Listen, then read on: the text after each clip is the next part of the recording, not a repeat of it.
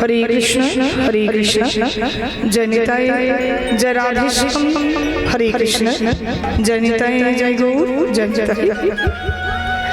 सर्वप्रथमे আজকে এমন সুন্দর একটি ভুবন মঙ্গল হরিবাসর, একটু চুপ করে বসবেন, কথা বলবেন না, একদম হরিবাসরে চুপচাপ। আপনারা সকলে একটা শুভক্ষণে শুভ তিথিতে এসে উপস্থিত হয়েছে। আমি সর্বপ্রথমে আজকে হরিবাসরে দাঁড়িয়ে বলবো, আজকে যে মুহূর্তে আপনারা বসেছেন হরি কথা কৃষ্ণ কথা শুনতে, আমার ভগবানের গুণানুগুণ কীর্তন শুনতে, আমার ভগবানের নাম কীর্তন শুনতে, আমাদের হিন্দু ধর্মে সনাতন ধর্মে আপনারা যে ধর্মের মানুষ আমিও সেই ধর্মের মানুষ। সনাতন ধর্মীদের জীবনে যারা পরম বৈষ্ণব হন, যারা পরম ভক্ত হন, তাদের জীবনে আজকের মতন শুভ দিনটা মনে হয় আর কোনোদিন হতে পারে না। আজকের দিনটি হচ্ছে সারা বছরের মধ্যে শ্রেষ্ঠ দিন। কি কারণে শ্রেষ্ঠ? ভালো ভালো তো খাবো আর হোলি উড়িয়ে বেড়াবো আর ভজনে নাচবো, সেটা নয়।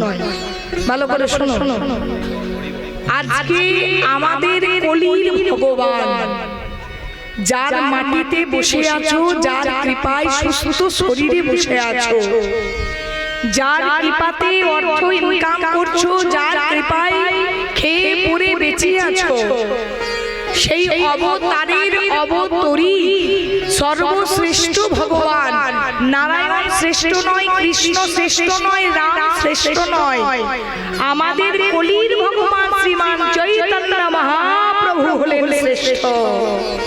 আর সেই শ্রীমান চৈতন্য মহাপ্রভুর আজকে শুভ জন্মদিন। হোলি তো খেলো, জানো তো আজকে কেন হোলি খেলা হয়? ও মা, এত হোলি খেলছো, কাল থেকে এসে দেখছি তোমাদের হোলি খেলা বন্ধ নেই। হোলি যে খেলছো, কেন হোলি খেলা হয় বলো তো? মহাপ্রভুর জন্মদিন বলে? মহাপ্রভুর জন্মদিন বলে? কে বলেছে মহাপ্রভুর জন্মদিনে হোলি খেলে? না, আজকে মহাপ্রভুর শুভ জন্মতিথি বলে হোলি খেলা নয়, হোলি খেলা হয় আলাদা কারণে। ভালো করে শুনুন, হোলিটা খেলছেন বটে, কিন্তু আপনারা কেউ জানেন না হোলিটা কেন খেলা হয়।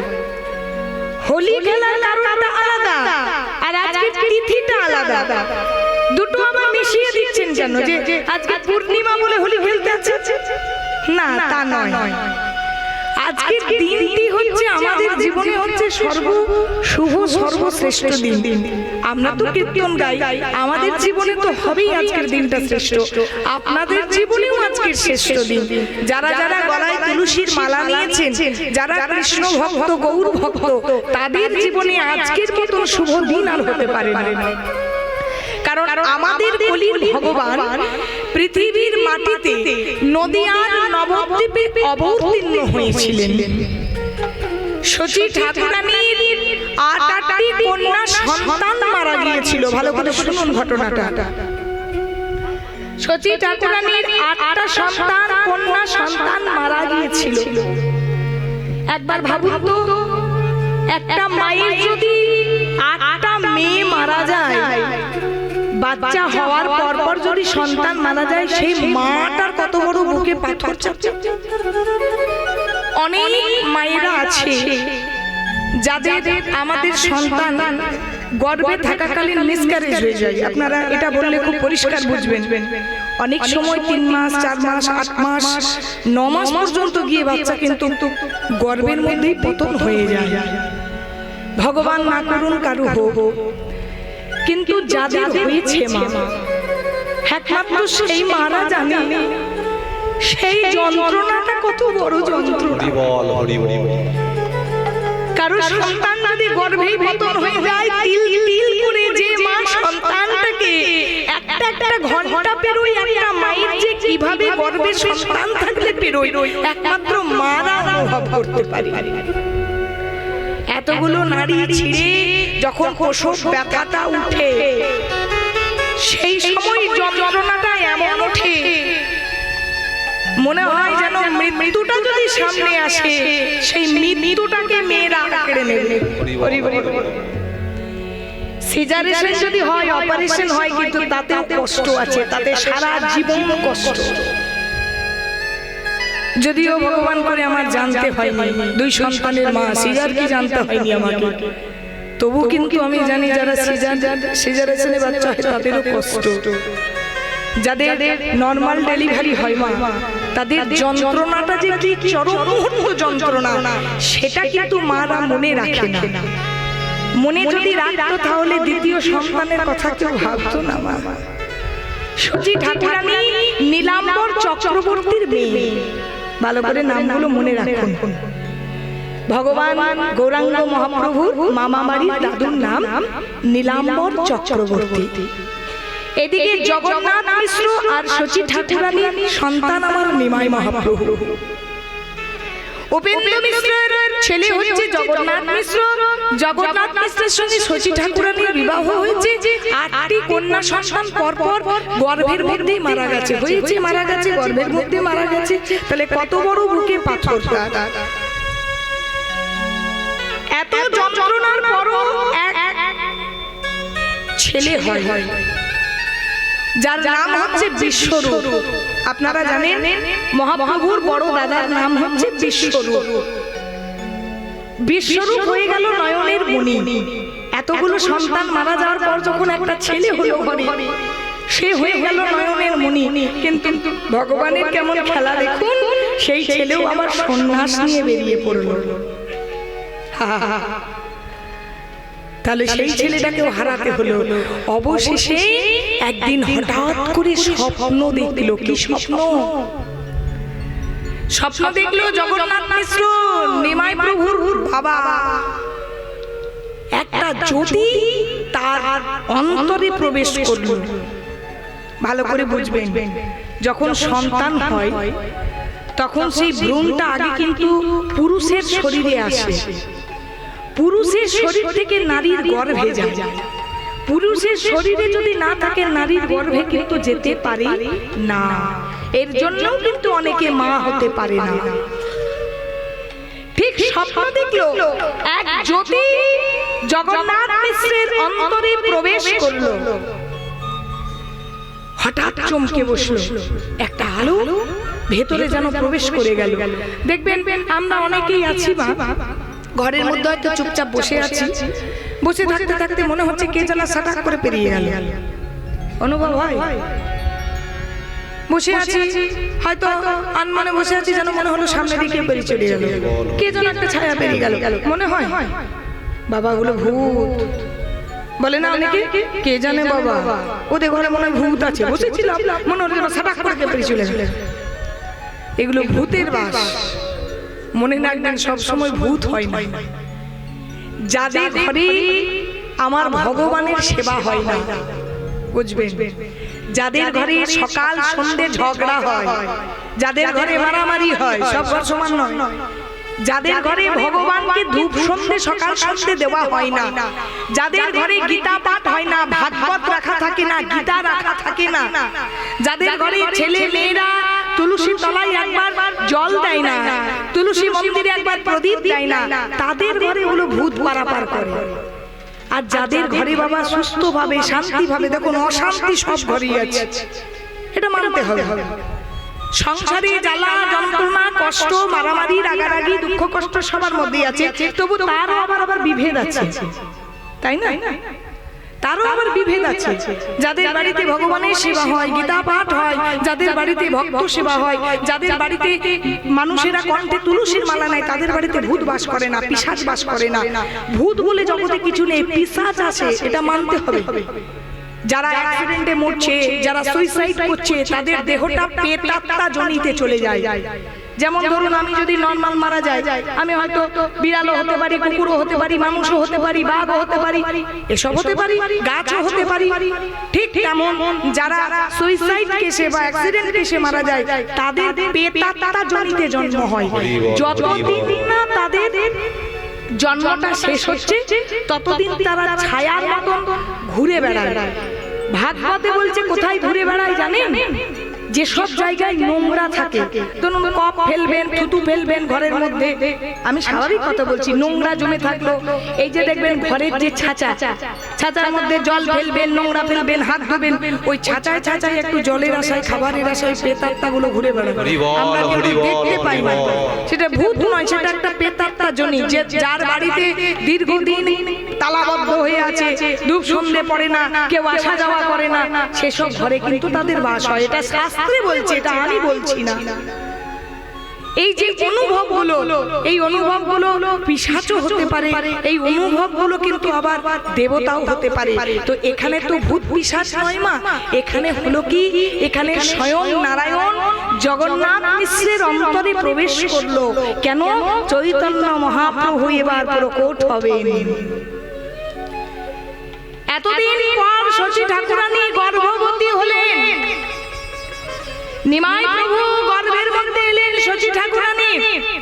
আজকে যার শুভ জন্মতিথি, আজ যেই কারণে এত সুন্দর একটা মহতি হরিবাস, ভগবান যখন মায়ের গর্ভে এলেন, বাবা 1 মাস কমাস থাকে, গর্ভে কমাস থাকে,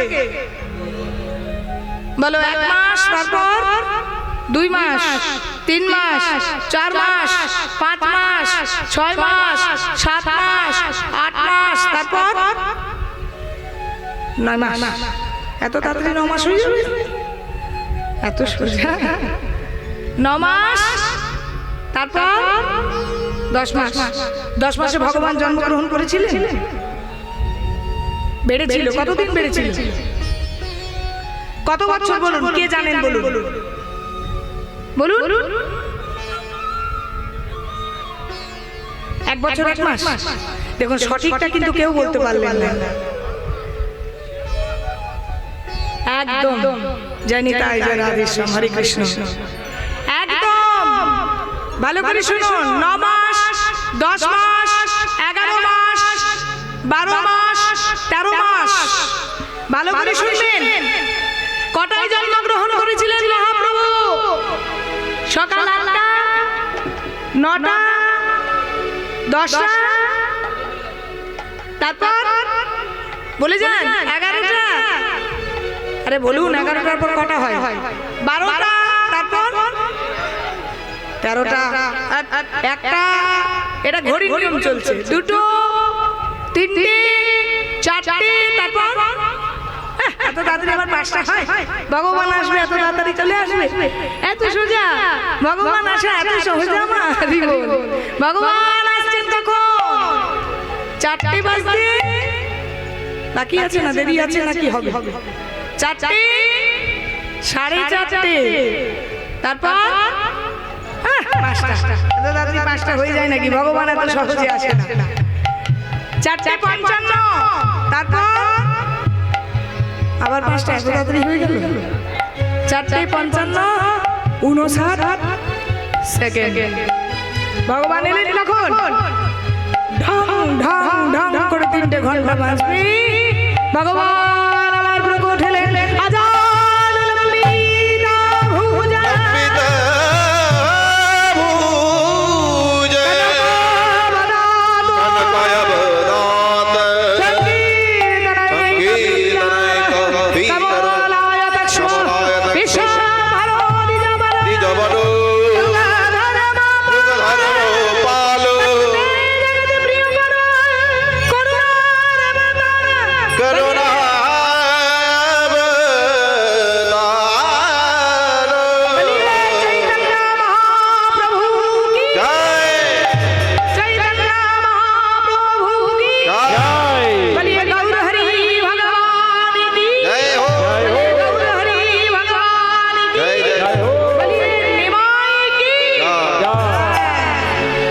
ভগবান এসেছেন চৈতন্য মহাপ্রভু নিমাই জন্মগ্রহণ করেছেন। কুয়া কুয়ার স্বরে কাঁদছে মা। হরি বল। দেখবে অনেক বাচ্চা যখন কাঁদে না, আমাদের ওদিকে বাচ্চাদিকে যখন খাওয়াই, বিশেষ করে যদি একটা নাতি বা একটা নাতনি হয়, কেউ দেখেছি থালা বাসন বাজায় ঢং ঢং ঢং ঢং করে। কি হয়েছে, কি ব্যাপার? না ওদের বাচ্চাটা খেতে চায় না তো, দাদু বাজাচ্ছে থালা, ঠাকুমা বাজাচ্ছে বালতি, আবার কেউ বাজাচ্ছে কাঁসর ঘন্টা, কেউ বাজাচ্ছে শাঁখ। আছে বাচ্চাদেরকে খাওয়ানোর জন্য অনেক জোর জবরদস্তি করতে হয়। অবশেষে যখন সবাই একদম ফেলিওর হয়ে যায় তখন মোবাইলগুলো হাতে দিয়ে দিয়ে আর গুঁজে দেয়, নে খা বাবা, এবারে মোবাইলগুলো দেখ খা। এবার বাচ্চা যদি কাঁদে আপনি কতক্ষণ রাখবেন? এই যে আসরে যারা বাচ্চারা আসে, মাগুলো কীর্তন শুনতে ভালোবাসে, হয়তো শোনে, কিন্তু বাচ্চাগুলো জ্বালাই তো কি করে, দু একবার থাপড়ে মারে, তারপরে মোবাইল নিয়ে বসিয়ে দেয়। বাচ্চা মোবাইল দেখে, মা কীর্তন শোনে, যেটা হয়। এবার মহাপ্রভু জন্মেই যখন কোয়া কোয়া কোয়া কোয়া করে কাঁদছে, তখন সবাই বলছে এক কাজ করো, ছেলেটা যখন এত কাঁদছে সবাই হরি নাম শুরু করো। সবাই বলতে শুরু করেছে হরি হরি হরি হরি হরি হরি হরি হরি হরি হরি নাম গাইতে শুরু করেছে। মহাপ্রভু দেখতে কেমন ছিলেন? আজাদ লম্বিত ভুজ। আমরা যেমন আমাদের শরীরের 3.5 হাত লম্বাই বলুন, এইভাবে দাঁড়াবেন, চওড়াটা গুনবেন, চওড়া 3.5 হাত। ভগবান ছিলেন লম্বা 4 হাত, চওড়াই 4 হাত। এমনিতেই দেখবেন যারা লম্বা হয়, না আমার মতো বলছি না, ছেলেরা যদি টাল ফিগার হয়, ফর্সা হয়, চাচুরো চিপুরো কেশ হয়, মানে কার্লি হেয়ার যেটাকে বলে, নাক চোখ যদি সুন্দর হয়, ছেলেদিকে দেখতে কেমন সুন্দর লাগে। লম্বা ফর্সা ছেলেদিকে এমনি ভালো লাগে, গেরাগন্ডা ছেলেদিকে ভালো লাগে কি? হলে আর কি করবে, কেউ যদি হয়, করার কিছু নেই, কিন্তু যদি হয় তাহলে দেখবেন দেখতে ভালো লাগে। মহাপ্রভু ছিলেন লম্বায় 4 হাত, চওড়ায় 4 হাত, চাচুরো চিপুরো কেশ, গায়ের রং ছিল সোনার থেকে উজ্জ্বল। তাহলে সেই ছেলে যখন জন্ম নিয়েছে, যখন দেখবেন ছেলের ওয়েটটা বেশি হয়, দেখতে দেখবেন নাড়ু গোপালের মতো লাগে, লাগে না? ভালো লাগে না কোলে নিতে? আর যদি একটু লুটফুটে ফুটফুটে হয়, কোলে নেওয়া যায় না, দেখলে হয়তো অনেক সময় বাচ্চাও হওয়ার উপরে ডিপেন্ড করে চেহারা। দেখবেন অনেক বাচ্চা একটু লিকলিকে হয়, এরা পাতলা পাতলা বোঝাই যাচ্ছে হয়েছিল একদম টিং। আর আমরা 80 কেজি মানে প্রায় 3.5 কেজির ওপর ওয়েট হয়েছিলাম যখন হয়। তো চিন্তা করুন, মহাপ্রভু যখন হয়েছে একেবারে কোল থেকে বেরিয়ে যাচ্ছে। চৈতন্য চরিতামৃতে লেখা আছে সচিবা ঠাকুরানী একে 13 মাসের বাচ্চা। চিন্তা করবেন, ভালো ভালো শুনবেন, 13 মাসের বাচ্চা এমনিতেই একটু বড় সড়ো। তাহলে সেখান থেকে কোল থেকে বেরিয়ে যাচ্ছে না, এত সুন্দর তার চাউনি। বাচ্চাটা যখন তাকাচ্ছে, ভগবান বলে কথা, এমন তাকাচ্ছে মা, সবাই যেন তার চোখে চোখ দিয়ে বিভোর হয়ে যাচ্ছে। হরি হরি। এবার যখন আমার নিমাই জন্মগ্রহণ করেছে, সবাই হরি হরিকে ডাকছে। হঠাৎ করে বলা হচ্ছে, দেখো ছেলেটা এত সুন্দর টুকটুকে ফর্সা। ফর্সাকে কি বলা হয়? গৌর। মনে রাখবেন, ফর্সাকে বলা হয় গৌর, আর কালোকে বলা হয় কৃষ্ণ। ঠিক বলছে, নাম হোক গৌর হরি হরি বল। যার জন্য দেখবেন বিদেশিরা নিমাই যত না বলে, মহাপ্রভু যত না বলে, চৈতন্য যত না বলে, দেখবেন বিদেশিরা সবসময় বলে গৌর হরি গৌর হরি হরি বল। জন্মের পরই তার নাম হয়েছিল গৌর হরি হরি বল হরি বল। মহাপ্রভু জন্মগ্রহণ করলেন, এসেছে ব্রজের বাঁকা। হ্যাঁ গো, ব্রজের বাঁকাকে বলো, ব্রজের বাঁকা কাকে বলা হয়? এই জোরে বলো। আরে আমি পয়সা নিয়ে গাইছি, তোমরা বিনা পয়সায় গাইছো, তোমাদের পুণ্য হবে। বলো একবার নামটা। কৃষ্ণ। কালো শাখা। কালো শাখা কে? কালো কে? কৃষ্ণ। দেবিয়া। কৃষ্ণ কোথায় এসেছে গো?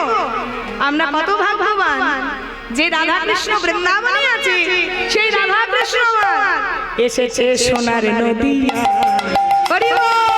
এসেছে ব্রজের বাঁকা কালো শাখা, দেখবি আয় তোদের সোনার নদিয়ায়। এসেছে ব্রজের বাঁকা কালো শাখা, দেখবি আয় তোদের সোনার নদিয়া। এসেছে ব্রজের বাঁকা কালো শাখা, দেখবি আয় তোদের সোনার নদিয়ায়। এসেছে ব্রজের বাঁকা কালো শাখা, দেখবি আয় তোদের সোনার নদিয়ায়। ও তার রং ফিরেছে, ঢং ফিরেছে, রং ফিরেছে, ঢং ফিরেছে। এই শুনেছো? স্বর্গের দেবতারা সবাই করছে কি? সবাই মিলে পুষ্প বৃষ্টি করছে। স্বর্গের দেবতারা বলছে, দেখো সেই রাধা কৃষ্ণ মিলিত তনু নবদ্বীপে এসেছে।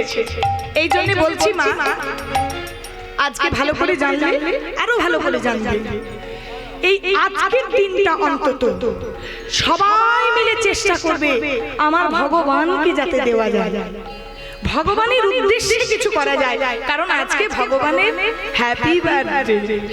বাড়ির ছেলের জন্মদিন হলে কি করেন? পায়েস করব, মিষ্টি করব, কেক আনবো, ছেলেকে জামা প্যান্ট দেবো, করেন তো? তেমন যার জন্য আপনার এত কিছু, সে যদি আপনাকে দেয়, মানুষের দেওয়া কুলোই না, ভগবানের দেওয়া পুরোই না। ওপরওয়ালা জব দেতা হ্যায় ছপ্পর ভাড় কে দেতা হ্যায়। তাহলে ওপরওয়ালার যদি দেওয়া হয়, তাহলে আজকে ভগবানের জন্মদিনে চেষ্টা করবেন দান করতে, ভগবানের জন্মদিনে চেষ্টা করবেন ভগবানকে নতুন পোশাক পরাতে, ভগবানের জন্মদিনে আজকে চেষ্টা করবেন একটু পায়েস রান্না করা। পরমান্ন করেছেন?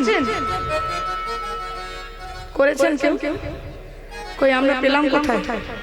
আমাদের তো একটু দিয়ে আসতে পারতেন, ভক্ত সেবা হয়ে যেত। দেবেন? হ্যাঁ, যাওয়ার সময় খেয়ে যাও। তাহলে ভগবানের জন্য চেষ্টা করবেন আজকের দিনটা কিভাবে ভালো ভগবানকে দেখা যায়। দেখো দেখো আজ ভগবানের পরিবর্তনটা দেখো। কৃষ্ণ ছিল কালো আর গৌর কি হলো বলো? ফর্সা। কৃষ্ণ ছিল বাঁকা, গৌর হলো সোজা। আচ্ছা, কৃষ্ণ ছিল মূর্খ, মূর্খ ছিল তো? গরু চড়াই কারা? স্কুলে গেলে কি আর গরু চড়াবে? দেখবেন ছেলেরা পড়াশোনা না করতে চাইলে কি বলে, হ্যাঁ দুটো গরু কিনে দেবো, চড়াবি, বলি তো। তাহলে মূর্খ কৃষ্ণ হলো কি? পণ্ডিত নিমাই। নাই নাই নাই তারে কালো বরণ নাই নাই নাই তার কালো বরণ নাই, নাই নাই তারে কালো বরণ নাই নাই নাই তাদের কালো বরণে নাই। তাই অঙ্গে সঙ্গে গৌর হলো না, তাই অঙ্গের চম্পে গৌর হলো না, তাই অঙ্গে সঙ্গে গৌর হলো না। ওগোরায় অঙ্গে চম্পে গৌর হলো না। এসেছে রাজের বাঁকা কালো টাকা দেখবি আয়, তোদের এই সোনার নদী যায়। এসেছে ব্রজের বাঁকা কালো চাকা দেখবি আয়, তোদের এই সোনার নদী আয়। এসেছে রাজের বাঁকা কালো টাকা দেখবি আয়, তোদের এই সোনার নদী যায়। এসেছে ব্রজের বাঁকা কালো চাকা দেখবি আয়, তোদের এই সোনার নদী আয়। প্রেমেতে দিনী হয়েছে, প্রেমেতে ঋণী হয়েছে, হাতের বাঁশি কেড়ে নিয়ে বিদায় দিয়েছে। ওগো হাতের বাঁশি কেড়ে নিয়ে বিদায় দিয়েছে। হাতের বাঁশি কেড়ে নিয়ে বিদায় দিয়েছে। এসেছে রাজের বাঁকা কালো টাকা দেখবি আয়, তোদের এই সোনার নদী যায়। এসেছে ব্রজের বাঁকা কালো চাকা দেখবি আয়, তোদের এই সোনার নদী আয়।